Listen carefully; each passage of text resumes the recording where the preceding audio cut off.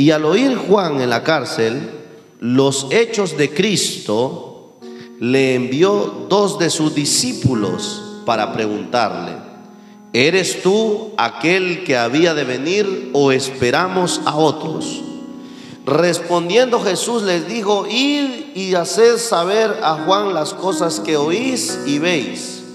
Los ciegos ven, los cojos andan, los leprosos son limpiados, los sordos oyen, los muertos son resucitados, y a los pobres es anunciado el evangelio. Y bienaventurado es el que no halle tropiezo en mí.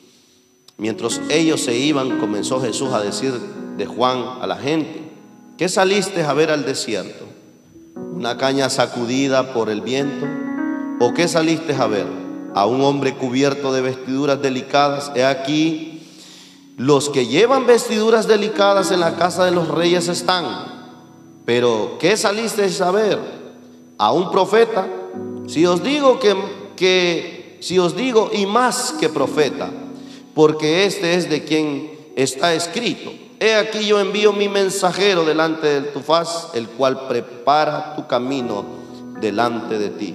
De cierto os digo, entre los que nacen de mujer no se ha levantado otro mayor que Juan el Bautista, pero el más pequeño en el reino de los cielos mayor es que él.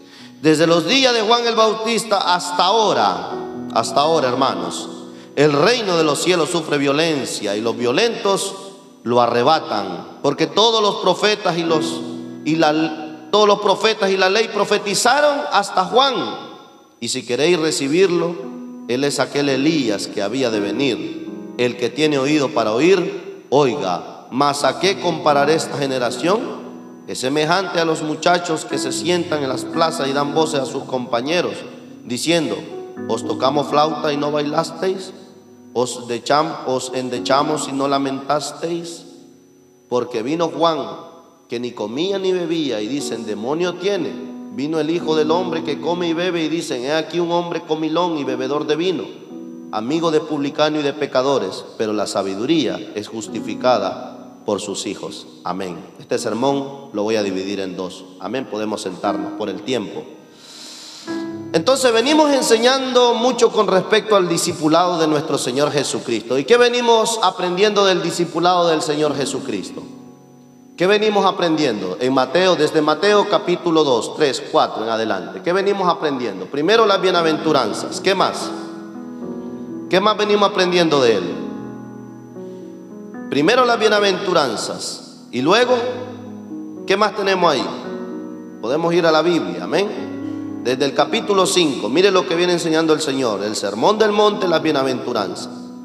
La sal de la tierra, la luz del mundo, la ley, la ira, el adulterio, el divorcio, los juramentos, amor hacia los enemigos, las limosnas, la oración, el ayuno, el cielo y la tierra, el tesoro, las lámparas, amén, la lámpara del cuerpo, y etcétera, etcétera. Y más adelante vemos que todo este discipulado sirvió para 3 maravillosos años, donde se tomó y se eligió 12 apóstoles, que luego nosotros vemos en el capítulo 10 la elección y la misión de estos apóstoles. Ahora entramos nosotros en lo que es el mensajero, amén. Y nosotros podemos aprender de que el Señor Jesucristo, todo discipulado tiene que ver con su personalidad. O sea, en otras palabras, nuestro discipulado tiene que ser cristológico, amén. ¿Y qué nos recuerda nuestro hermano Leví con esta carta? Que Jesús, desde que empezó su ministerio, no paró de predicar ni de enseñar. Amén. Dice la palabra en el capítulo 4, versículo 23, que recorría Jesús toda Galilea, enseñando en las sinagogas de ellos y predicando el evangelio del reino. En otras palabras, hemos estado estudiando, aparte de la elección y la instrucción del sermón del monte, también las advertencias, amén, los deberes cristianos, la misión evangelística. Y este es un mensaje muy maravilloso, porque nosotros estamos aprendiendo a ser iglesia. Incluso Pablo, siervo de Jesucristo, nos advirtió en 1 Corintios 9:16: Pues si anuncio el evangelio, no tengo por qué gloriarme, porque me es impuesta necesidad. Y ay de mí si no anuncio este evangelio. Entonces, venimos hablando acerca de los obreros. Y el obrero debe de ser apto para enseñar.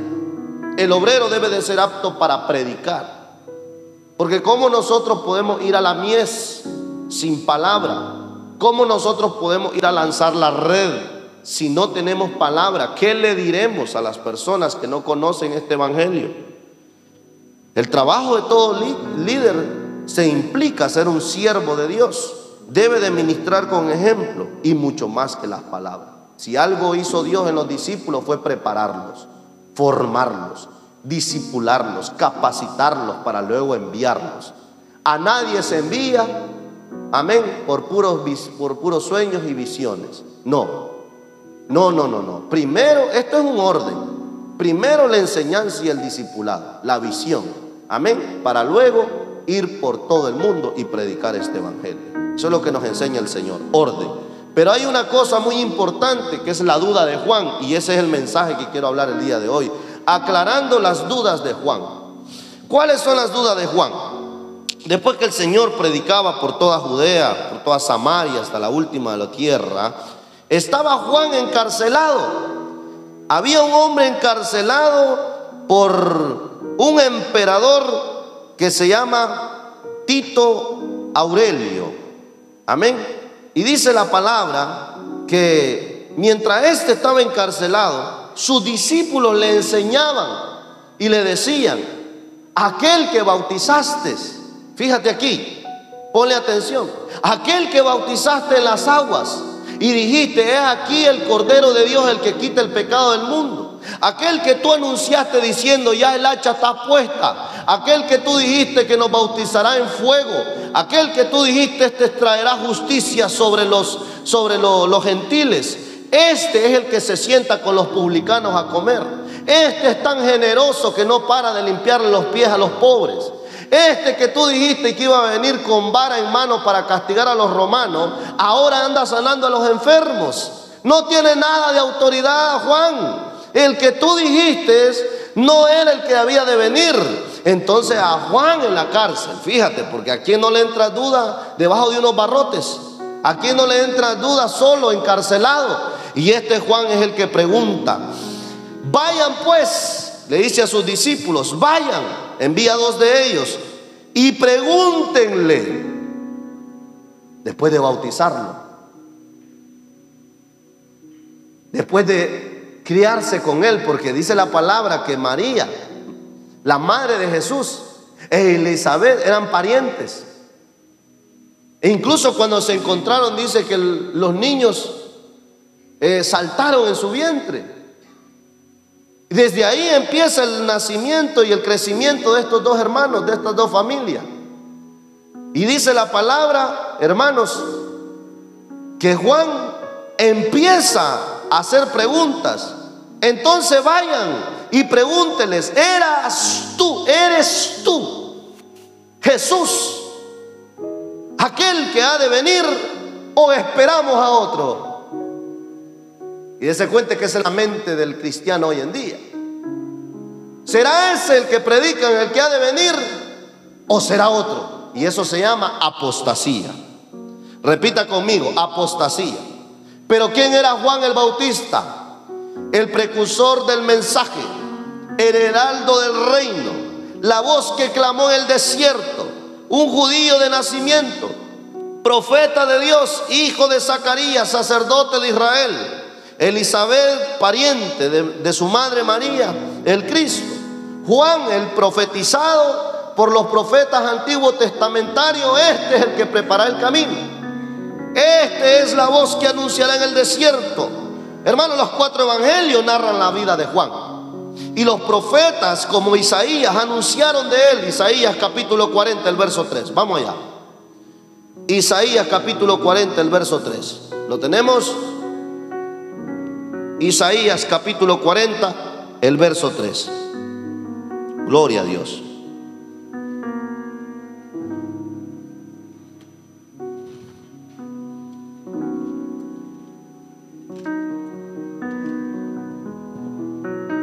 ¿Qué dice ahí? Voz que clama en el desierto, preparad camino a Jehová, a Jesús, enderezad calzada en la soledad a nuestro Dios.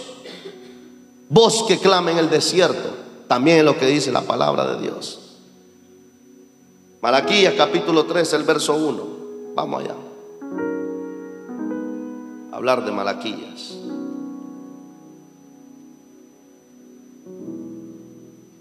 Malaquías. ¿Lo tiene? Si lo tiene, léalo, por favor. Aleluya. Malaquías capítulo 3, el verso 1. ¿Qué dice ahí? He aquí, yo envío mi mensajero, el cual preparará el camino delante de mí. Y vendrá súbitamente a su templo el Señor a quien vosotros buscáis, y el ángel del pacto a quien deseáis vosotros. He aquí, viene, ha dicho Jehová de los ejércitos. ¿Y quién podrá soportar el tiempo de su venida? ¿A quién podrá estar en pie cuando Él se manifieste? Porque Él es como fuego purificador, como jabón de lavadores. Y se sentará para afinar y limpiar la plata, porque limpiará a los hijos de Leví. Los afinará como a oro y como a plata, y traerán a Jehová ofrendas de justicia. Y será grata a Jehová la ofrenda de Judá y de Jerusalén, como en los días pasados y como en los años antiguos. Y vendré a vosotros para juicio, y seré pronto testigo contra los hechiceros, los adúlteros, contra los que juran mentira y los que defraudan en su salario al jornalero, a la viuda, al huérfano y a los que hacen injusticia al extranjero, no teniendo temor de mí, dice Jehová de los ejércitos. Entonces, claro, se profetizaba, hermano. Si usted está escuchando la palabra, va a entender, ¿verdad? Si usted conoce de la doctrina de Cristo, usted va a entender de lo que yo le estoy hablando. Si usted está interesado en conocer el evangelio, se va a dar cuenta de que los antiguos profetas decían: este Jesús viene como vara de hierro a castigar a los impíos. Miren lo que dice Malaquías: yo envío un mensajero, y este Jesús vendrá a vosotros como juicio. Así lo esperaban. Y será pronto testigo entre los hechiceros, y empieza a decir: ante todos los malhechores Él hará juicio. Y se da la casualidad que cuando Juan está encarcelado, el anuncio es: perdona, ama, restaura, limpia los pies, disipula, visita a la viuda. Esta no es la justicia que esperábamos, Juan. Este no era el justiciero que esperábamos. Este no era el que anunciaban los profetas. Tenemos dudas, Juan. Profetizaron, hermano, mucho de la venida del Señor con respecto al juicio. Pero también hubieron profecías de gracia. ¿Cuántos lo creen? Este Juan fue bautizado. Fue el bautizador de Jesús, el que proclamó el Cordero de Dios, el que quita el pecado del mundo. Este fue el que escuchó la voz del cielo que dijo: este es mi Hijo amado, en quien yo tengo complacencia. Juan el Bautista, mensajero que bautizaba, un humilde y exótico mensajero, vestido de pieles de camello, de carneros. Amén. Este Juan no tenía vestiduras ostentosas como los fariseos, pero predicaba, pero anunciaba, hermano. Y dice la palabra que hasta el día de hoy no se levanta otro como Juan.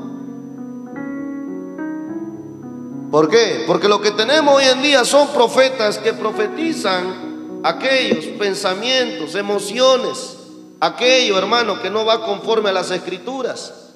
Y ya no hay humildad ni en sus vestiduras. Yo creo en las profecías, pero tengamos cuidado con los falsos profetas y las falsas profecías. Amén. Y Juan el Bautista, hermano, nos da un claro ejemplo, gloria a Dios, de cómo puede ser el creyente. Fácil de despejarlo, hermano, de ese pensamiento fuerte en la persona de Cristo. Juan era un hombre recto. Fíjese que hasta el punto que él decía: oh generación de víboras y perversas, ustedes, raza de serpientes, arrepiéntanse, corrijan su forma de vivir, agraden a Dios. Pero en este evangelio de Mateo nos resulta muy curioso la duda de Juan. ¿Eres tú aquel que ha de venir? ¿Eres tú el Cristo? diferente la respuesta. Mire qué fácil de hacer claudicar a un creyente, hermano. Por eso usted debe de saber que cuando usted se haga más fuerte va a ser en sus debilidades delante del Señor Jesucristo. No ande diciendo yo soy fuerte y a mí nadie me va a tumbar. No, usted diga yo soy débil y tengo un Dios fuerte. Amén.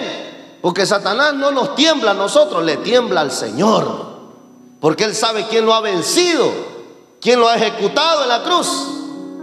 Y entonces este pensamiento se puede venir en nosotros y se puede convertir, hermano, en una apostasía, porque apostasía es negar la verdad. Apostasía es decir, hoy creo en Cristo, pero no sé si es este el que estoy verdaderamente siguiendo en la iglesia.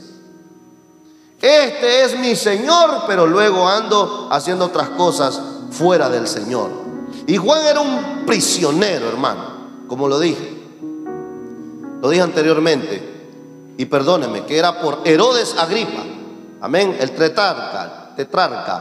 Y al estar encarcelado, Juan empezó a tener unas batallas espirituales en su mente. Por eso hay una palabra que a mí me viene a la mente ahora y dice: llevando todo pensamiento cautivo a la obediencia de nuestro Señor Jesucristo. Nosotros tenemos las armaduras espirituales, y una de las cosas que nos enseña es el yelmo de la salvación. Y ese yelmo es el que los soldados utilizaban para ponerse como casco en la cabeza, para que cuando vinieran flechas o dardos como los que ha lanzado el enemigo sobre Juan, nosotros no dudemos ni claudiquemos que nosotros estamos siguiendo el verdadero evangelio. Amén. Amén, hermanos. Entonces Jesús, desde que empezó a predicar el reino, como le digo, sanaba enfermos, Él hablaba de la paz, perdonaba pecados, restauraba a los caídos, compartía con los publicanos. Y en la mente de Juan no estaba esta respuesta. Entonces el Espíritu del Señor estaba sobre Jesús y no había engaño sobre Él. Y no hay engaño sobre Él, porque Él es un Dios verdadero. Es más, este pensamiento discrepa con el de Pedro, porque cuando Cristo le dice a Pedro: ¿y tú quién dices que soy? ¿Recuerda usted lo que le dijo Pedro? ¿Qué le dijo? Tú eres el Cristo, el Hijo del Dios viviente. Bienaventurado Simón Pedro, que no te lo reveló carne ni sangre. Diferente es el pensamiento. Por eso le digo, hermano, nosotros tenemos que tener mucho cuidado con los pensamientos de nuestra mente. Y como dice Romanos, debemos de renovar continuamente nuestra mente a la persona de Cristo. Debemos de pensar como Él piensa. Debemos de hacer las cosas como Él las ha hecho, a su nombre. Pero Jesús no se equivocó cuando anunció la palabra y dijo: el Espíritu del Señor está sobre mí, por cuanto me ha ungido para dar buena nueva a los pobres, me ha enviado a sanar a los quebrantados de corazón, a pregonar libertad a los cautivos. El Espíritu de Dios me ha enviado a sanar a los ciegos, a poner libertad a los oprimidos y a predicar el año agradable.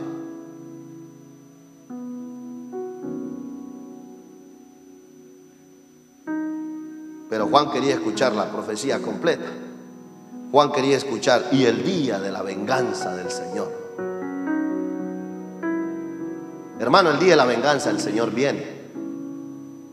No tengamos a un Jesús como un tirano, como un mentiroso. La profecía se va a cumplir. A predicar el año agradable, pero también el día de la venganza del Señor. El día de justicia viene. Está escrito del tribunal de Jesús. Y todos daremos cuentas, hermanos, por lo que hemos hecho en esta tierra. Yo quiero hacer un llamado en el nombre del Señor para que hoy nosotros despejemos todas dudas con respecto a la persona de Cristo.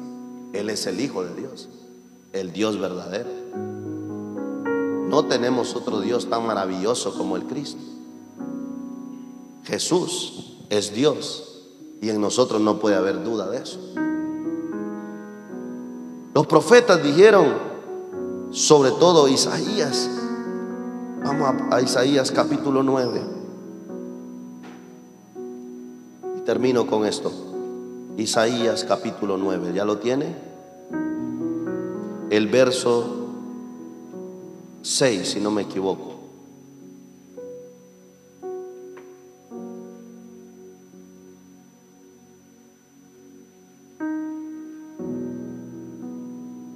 Isaías capítulo 9, el verso 6. ¿Lo podemos leer? ¿Qué dice la profecía?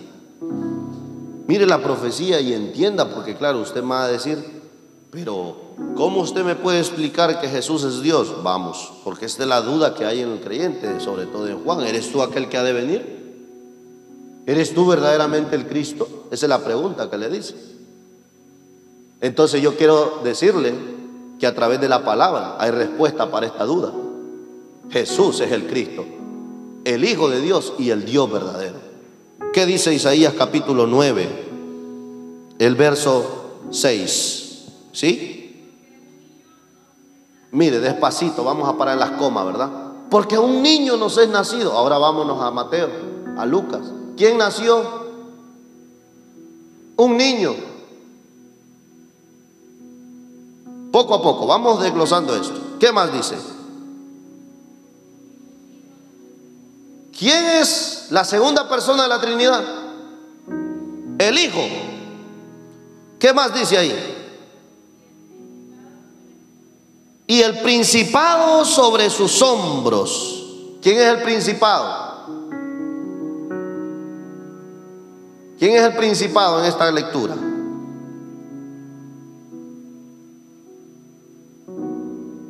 ¿Alguien lo sabe? El principado sobre sus hombros. El principado sobre sus hombros. Satanás quería destruir a Jesús. Ese es el príncipe de las tinieblas. Principados y potestades estaban sobre los hombros de Jesús. El juicio sobre él, la ira de Dios cargada sobre él. Pensó que lo iba a derrotar. Lo vio en la cruz, aplaudió y se gozó pensando que lo iba a derrotar. ¿Qué más dice ahí? Y se llamará su nombre admirable, consejero. Párese ahí. ¿Qué dice ahí? Dios fuerte. ¿Quién? No, a la lectura. ¿Quién? ¿Cómo inicia la profecía? No dice Cristo ahí. ¿Quién? El niño. El niño será llamado admirable, consejero y Dios fuerte. Dios fuerte. Él es Dios. No solamente un hombre, Él es Dios. ¿Y qué más dice? Padre eterno, príncipe de la paz. Y lo dilatado de su imperio y la paz no tendrá límite sobre el trono de David y sobre su reino, disponiéndolo y confirmándolo en juicio y en justicia desde ahora y para siempre. Y el celo de Jehová de los ejércitos hará esto. ¿Quién nació? ¿Quién nació? El niño. Y el niño se llama Dios fuerte, Padre eterno. La inmutabilidad y la eternidad de Cristo está en el mismo Isaías capítulo 7. ¿Lo tenemos todo? Gloria a Dios. El verso 14. ¿Cómo se llamaba la mamá de Jesús? ¿Y cómo la describe los evangelios? Como una virgen. Vamos entonces al capítulo 14. ¿Qué dice ahí? Por tanto, el Señor mismo os dará señal. Mire, esta es la señal de la profecía de Isaías, que todos los fariseos, los escribas, los saduceos en el tiempo estaban esperando a este rey. Vamos a ver las profecías. Por tanto, el Señor mismo os dará señal. He aquí la virgen. La virgen concebirá y dará a luz un niño, no es una niña, un hijo, un varón, un niño, y llamará su nombre Emmanuel, que traducido es, dice Lucas, Dios con nosotros, y llamará su nombre Emmanuel. Vámonos a Lucas. Lucas, el Evangelio de San Lucas. Me gusta, la teología de Lucas es más limpia, más clara.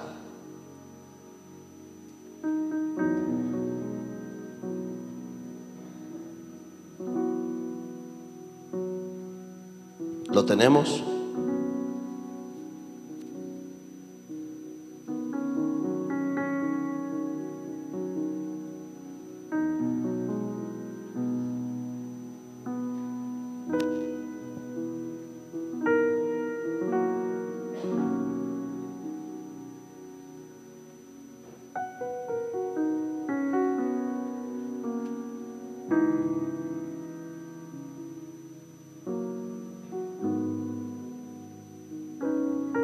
Lucas, capítulo 2.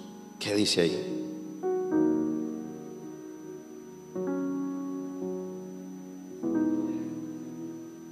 El nacimiento de Jesús.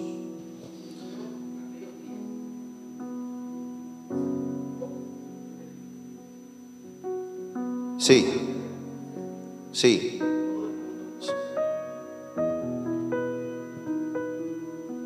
Siga, siga. Termínelo.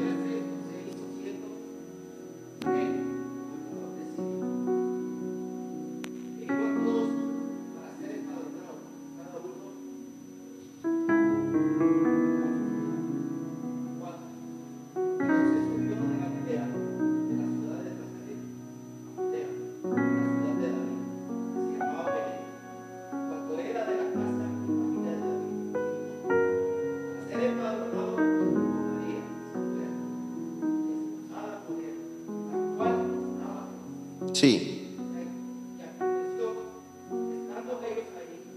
Se cumplieron. ¿De quién? De la Virgen. ¿Y qué más?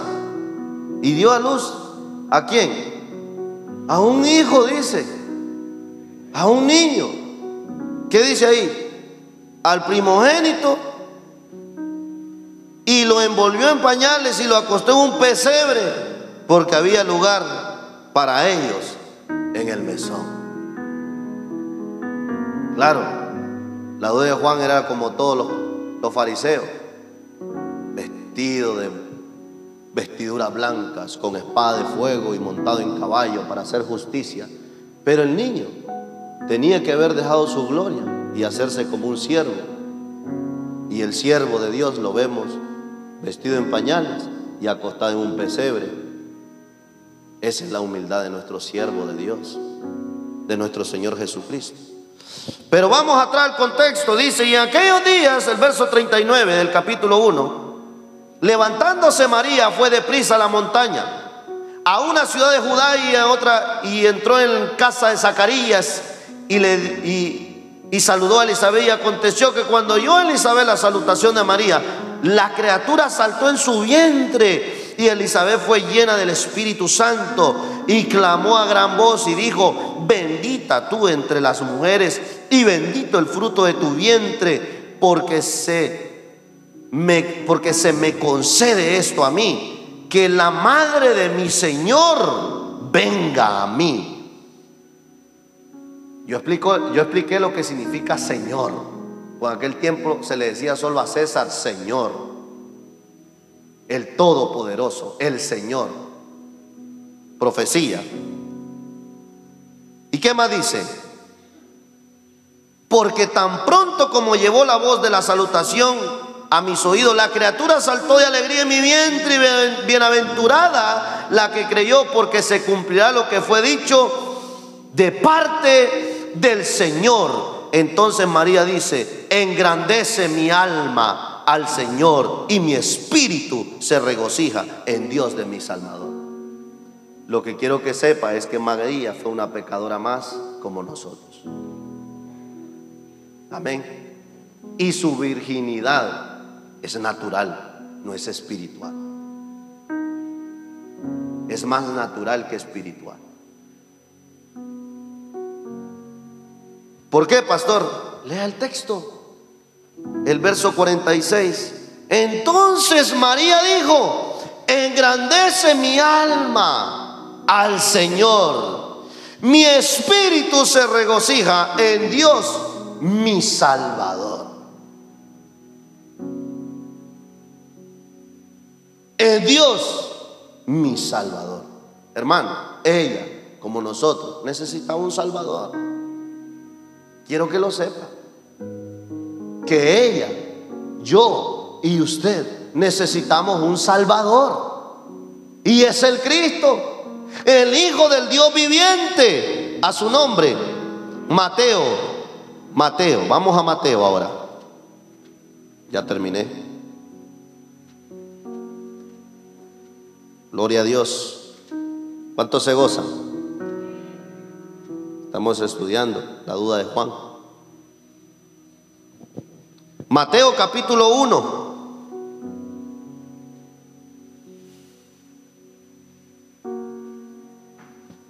El verso 18. El nacimiento de Jesucristo fue así: estando desposada María su madre con José, desposada, antes que se juntasen, sexo, se halló que había concebido del Espíritu Santo. José su marido, como era justo y no quería infamarla, degradarla, calumniarla, exhibirla, apedrearla, quiso dejarla secretamente. Mire la sabiduría de un hombre de Dios. Y pensando él en esto, he aquí un ángel, porque tenía dudas, como todo hombre, ¿verdad? Y vino un ángel de Dios y le dijo en sueño: José, hijo de David, no temas en recibir a María tu mujer, porque lo que ella es engendrado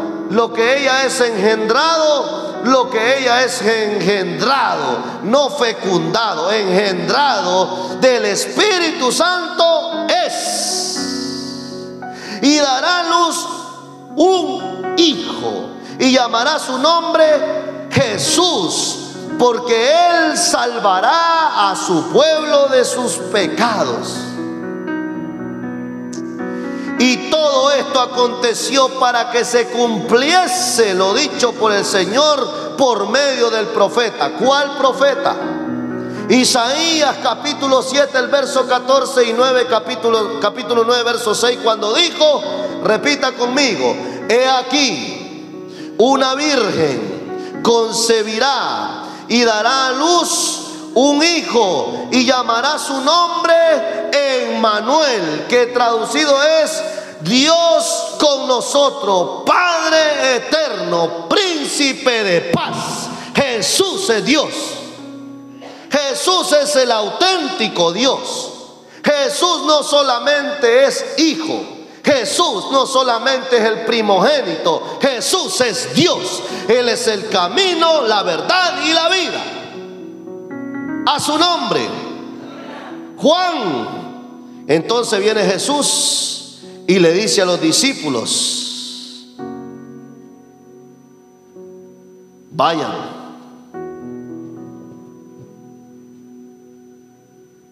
y hagan saber a Juan lo que veis y oís. Le voy a hacer una pregunta. ¿Cuántos han leído la Biblia aquí? ¿Cuántos leen la Biblia? Uy, solo 2. Me preocupa, 3, 4. Porque cuando digo voy a hacer preguntas con la Biblia, ¿verdad? Antes de Jesús, ¿hasta dónde terminaron los últimos milagros?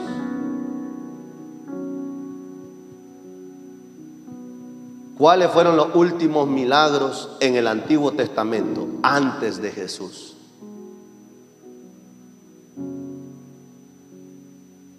¿Cuáles fueron los milagros de Juan el Bautista? Ninguno.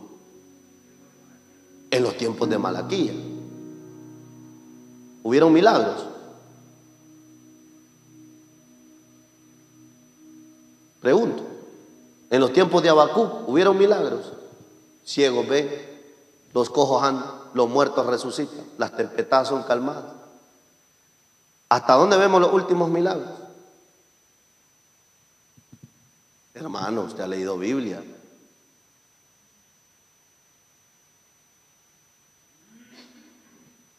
Aparte de Jesús, ¿quiénes son los otros que hicieron milagros, pues? Eliseo, ¿y quién más? Elías, ¿y qué hizo Eliseo? Revivió muertos, tiró aceite, multiplicó panes, multiplicó la harina. ¿Qué más hizo? Hizo volar un hacha sobre el aire. ¿Qué más? Revivió muertos. ¿Quién más? ¿Quién más hizo milagros como estos? Elías. ¿Qué hizo Elías?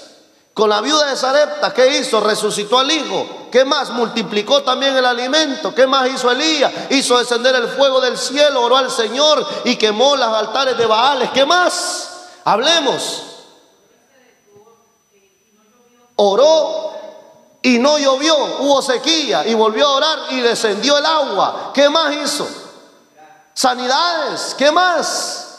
¿Quién más? ¿Quién más hizo algo como esto? Ezequiel habló a los huesos secos y los huesos resucitaron. Hermanos, antes de Jesús hubieron muchos años, miles de años que nadie hacía milagros. Pero dice la profecía que vendrá entonces el niño y hará grandes señales y grandes prodigios. Y entonces, dice la palabra, se cumplirá la palabra por los profetas. Jesús es Dios. Y en la mente de los fariseos ya estaba que el único que podía hacer milagros era el Mesías. Entonces voy a hacer la pregunta que Jesús hizo a Juan. Que Juan se hizo, en su mente. ¿Eres tú aquel que ha de venir? ¿Y cómo le responde Jesús? ¿Eres tú aquel que ha de venir? ¿O esperamos a otro? ¿Y cómo le responde Jesús? Vuelve otra vez a sus discípulos y le dice: vayan y hagan saber entonces a Juan. Hagan saber esto: los ciegos ven, los cojos andan, los leprosos son limpiados, los sordos oyen, los muertos son resucitados, y los pobres les es anunciado el evangelio, y bienaventurado es aquel que no hay tropiezo en mí, porque Él es el camino sin tropiezo. Hermanos, no estamos entendiendo. Ya leímos esta profecía por el mismo Jesucristo cuando leyó el rollo en el templo, y Él dijo: el Espíritu Santo dice así. ¿Está entendiendo? ¿Usted ha entendido? La duda de Juan era si este era verdaderamente el Mesías. Y la respuesta ha sido bíblica. Isaías, Jeremías, hemos leído Mateo, Lucas. Este es el niño, el profeta, el que iba a nacer. Y ahora nosotros vemos las evidencias del verdadero Mesías. Y las evidencias son la niña de Jairo, la mujer encurvada, Lázaro resucitado. ¿Quién más? Los leprosos. ¿Quién más? Las manos secas. ¿Quién más? Los paralíticos. ¿Quién más? Los deudores perdonados. ¿Quién más? Los que tenían flujo de sangre. ¿Qué más? Perdonaba pecados, hermano. Nadie podía perdonar pecados. ¿Quién más? ¿Qué más hacía Jesús? ¿Qué más? Se sentaba con los publicanos. ¿Qué más? Fue a visitar incluso a los cobradores de impuestos, como Zaqueo, como Leví. ¿Qué más? Lo odiaban por eso, porque claro, esa gente lo odiaba. Pero el Mesías lo podía hacer, porque Él venía a rescatar a la oveja perdida. Así que si alguno se siente perdido, venga a Cristo, reciba a Jesús. Él va a despejar las dudas de su mente y lo hará libre, porque conoceréis la verdad y la verdad os hará libre. Póngase sobre sus pies y le damos gracias a nuestro Padre Celestial por este precioso día.